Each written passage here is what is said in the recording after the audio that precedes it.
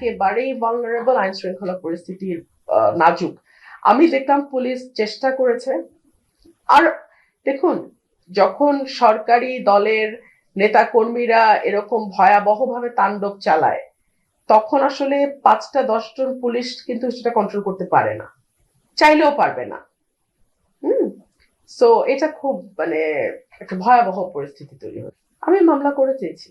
বিএনপির স্থানীয় লোকাল লিডাররা। সে মারবে?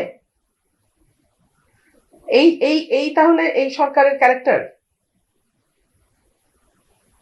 প্রথমত এটা সত্য না, দ্বিতীয়ত যদি যাই তো উস্কানি তো ডেফিনেটলি মানে এটা তো একটা দলবদ্ধ সংঘবদ্ধ আক্রমণ দেশীয় অস্ত্র শস্ত্র নিয়ে।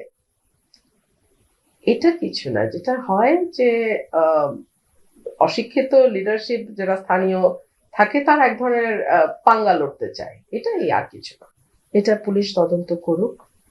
যদি প্রাণনাশের কোনো চেষ্টা হয়ে থাকে, আমি আশা করব সেটা সঠিকভাবে তদন্ত করে সেটার বিচার হবে। আর যদি সরকার এখানে কোনো রকম হস্তক্ষেপ করার চেষ্টা করে, সরকারকে এটা পরিণতি ভোগ করতে হবে।